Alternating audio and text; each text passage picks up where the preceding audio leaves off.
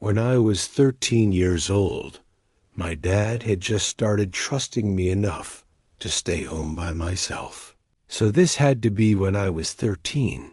We lived in a calm and generally safe little suburb, wide streets, green lawns, friendly folks, and a cozy little downtown with a row of small shops and cafes. It really isn't the kind of place where you feel the need to glance over your shoulder at night if you're walking alone or anything like that. It just feels secure, which is part of the reason my parents felt fine leaving me home alone at that age. I still live with my parents today in the same house the night in question. It was a Friday. My parents were going to be out for the evening.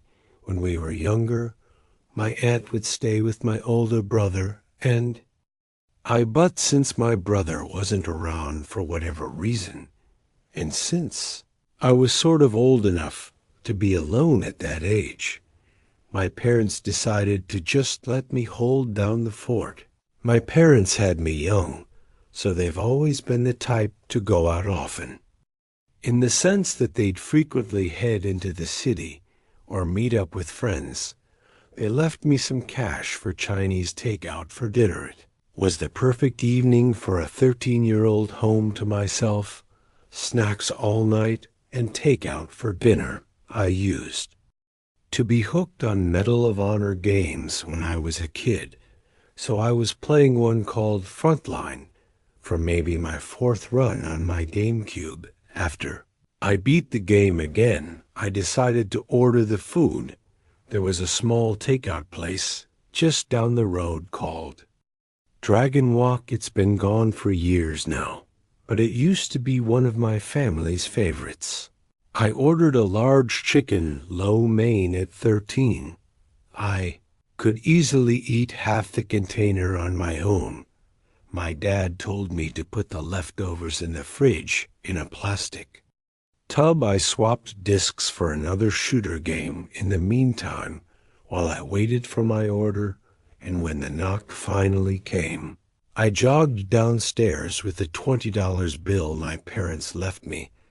My dad told me to tip $3. The place was maybe 4 blocks away, so honestly not bad for the time.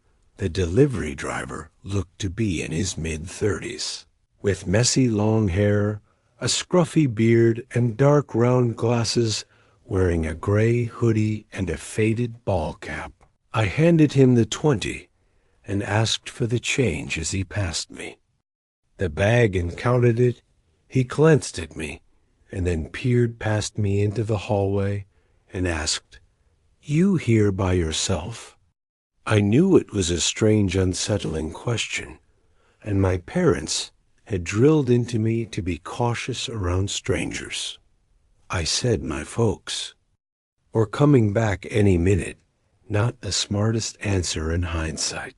I could have lied and said no, but clearly he figured it out because there were no cars outside, and I was the one taking the food instead of an adult after I got the change. I shut the door. I ate in the dining room, probably finished half, and then packed the rest away in the fridge before heading upstairs to play my other shooter game. Rising Sun, I liked it less than Frontline, but it was still fun time passed, and maybe around 9:30, there was another knock. Naturally thinking it was my parents, I ran down and called out, "Dad, Mom." But a voice I didn't recognize answered. "Hey, I need some help." He said he needed to use a phone. I asked, "Who is this?" And he repeated that he just needed a phone. I didn't even want to peek through the blinds because I felt uneasy. I decided to head upstairs and ignore it. I knew from common sense that opening the door would be a terrible idea. I was halfway up the stairs, which faced the door, when the man knocked louder and said, "Wait, please, I need help." That meant he saw me watching through the glass pane above the handle. I turned back, and though the porch was dim, I could make out the silhouette of his head, but not his eyes. Still it was clear he was staring at me. I hurried up the stairs and straight into my parents' bedroom, where the only phone was. I dialed my dad's cell, since I didn't know my mom's by heart at the time. He picked up sounding cheerful until I told him someone was outside wanting to come in, which made him instantly serious. He asked if I'd spoken to the guy, and I admitted yes. He asked if anyone else knew. I was alone, and I thought right away of the delivery driver. I told him the guy had asked if I was by myself, and just then the knock came. Again, twice. I told my dad the man wouldn't go away. My dad told me to lock the bedroom door and stay put. He said he was calling the police.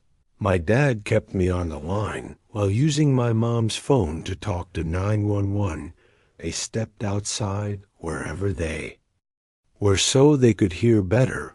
It was a warm night, and the windows were open, and from my parents' room I heard the side gate slowly creak open. I whispered this to my dad, and he told me to stay. Still keep quiet and keep the lights off, I asked softly. What if he tries the living room window? My dad told me not to talk and just wait. I was calming down a bit when I heard faint creaking from downstairs, footsteps moving around. I whispered this frantically, and I heard my dad shout something to the other phone, probably telling police the man was inside. My dad told me to get under the bed and not move for 13-year-old me. It was the scariest moment of my life. The only thing between me and him was the small lock on the bedroom door. I heard the steps coming up the stairs past my brother's room and mine until they stopped and faded away. Maybe searching other rooms. My dad said officers were almost there, and to stay hidden, the footsteps came back toward the room. The knob rattled, but the lock held. They tried again, then knocked softly without speaking one last turn of the knob, and the steps retreated down the stairs, growing faint into the back of the house. I stayed silent, holding my breath. My dad finally said police were there, but to still wait. I expected them to break in, but instead I heard heavy boots and a man calling my name, saying he was police. They came upstairs, and my dad said it was okay to open the door. There were 2 officers up there, and 2 more below. They hadn't broken the front since the back door was open, and the sliding window in the den was wide open, which was likely how he entered. I told the officers everything with my parents still on the phone, including my suspicion of the delivery driver. When my parents got home, only 2 officers were left. They included the driver's description in their notes. The next evening, my parents took me to Dragon Walk and asked me to point him out if I saw him. When I didn't, they asked the owner which worker matched the description. He said that would be Mark, who was currently out delivering. When they explained everything, the owner insisted it couldn't be him and told us to leave. My parents caused a scene and swore never to return. We sat in the car, waiting nearly an hour, and he never came back. My parents believed the owner had warned him. My parents called a few attorneys, but they all declined due to lack of hard evidence, saying it wasn't worth pursuing. We never went back there, and it was months before my parents felt okay leaving me home alone again. Because of it, to this day, I believe it was the driver or someone he knew, because who else would know? I was there by myself that night.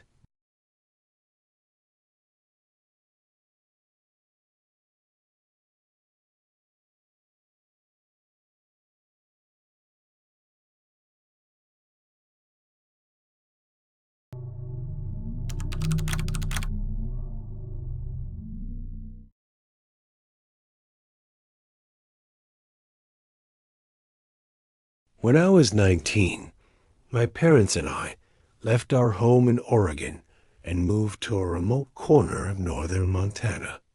They had just retired and poured their savings into building their dream home far out in the backcountry.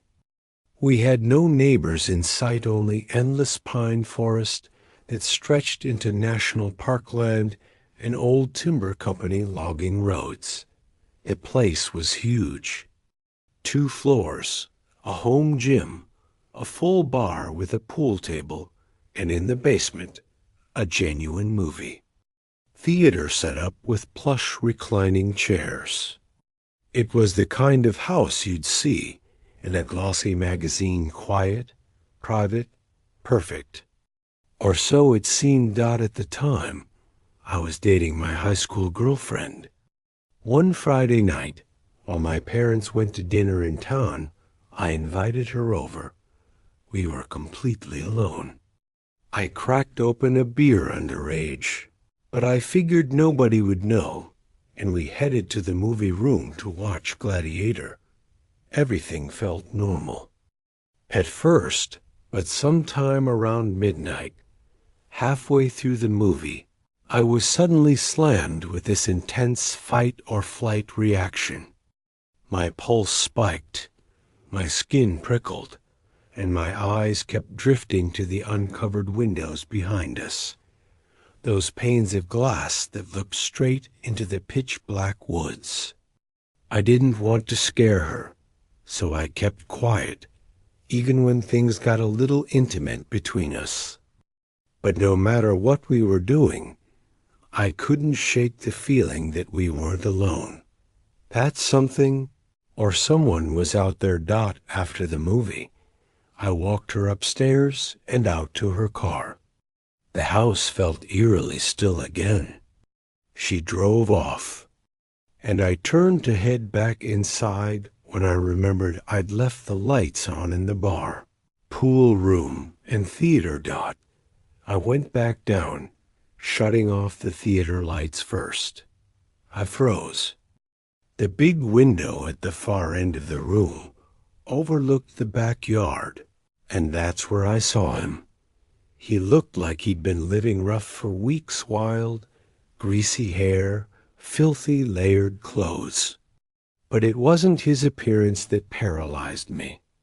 It was the expression on his face.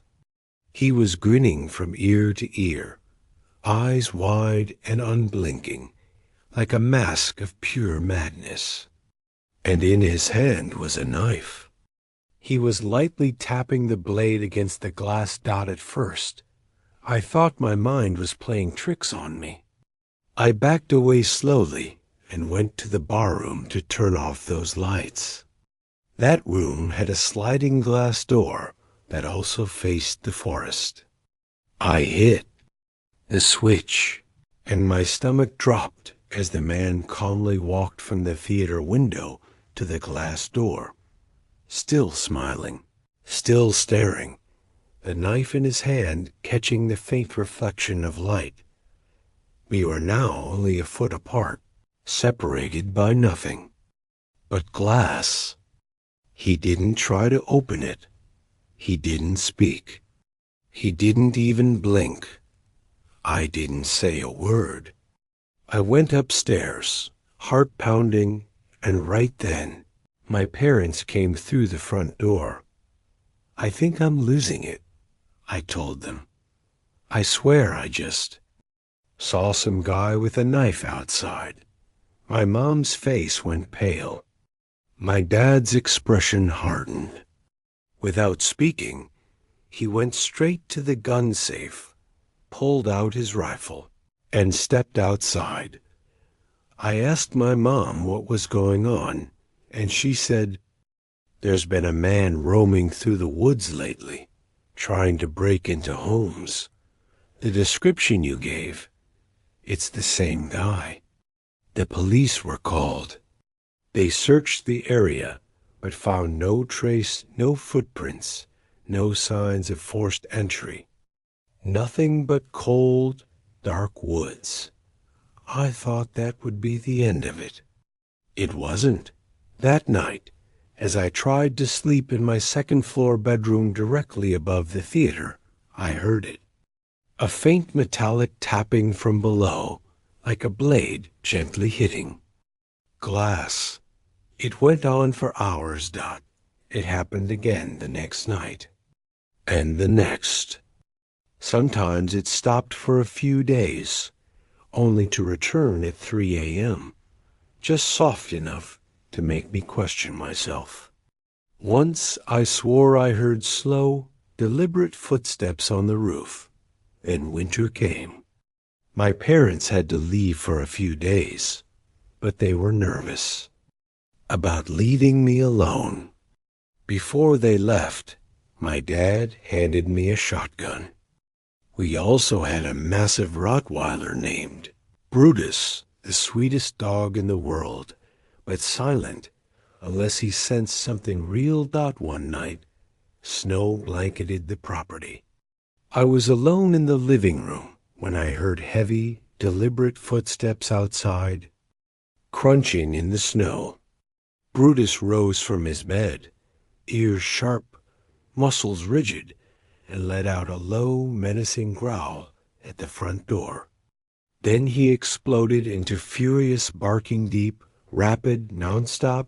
I didn't move. I didn't want whoever was out there to know I was inside. Then came the knock. Slow, hollow, taunting. I didn't answer.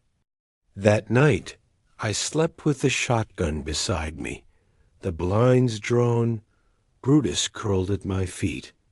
The next morning, I went outside. What I saw turned my stomach. Footprints, fresh human ones, circled the entire house, stopping at each and every window. Whoever it was had been looking in. I followed the tracks. They led into the woods for about half a mile before starting to zigzag, loop back, and cross over themselves, like the person was deliberately trying to confuse anyone following. I stopped. Something in me screamed to turn around. That night, the tapping came back louder, sharper. I'd had enough. I unlocked the sliding door to the upstairs deck, shotgun in hand, and flipped on the fog lights that lit the backyard. And there he was. Same filthy clothes, same unnatural grin, same wide, dead eyes, knife in hand, tapping the blade against his leg as he stared straight up at me. "If you don't leave," I yelled, raising the shotgun, "I'll put one right through you." He didn't flinch, didn't blink. I fired a warning shot into the air. That got a reaction. He staggered slightly, then slowly backed into the trees, never taking his eyes off me. That's when I decided to let Brutus loose. I sprinted downstairs, yanked open the back door, and he shot into the forest like a bullet, barking and snarling with an aggression I'd never seen from him before. His shock collar kept him from going too far, but I like to think he chased the man far enough to make him think twice about coming back, because after that night, I never saw him again.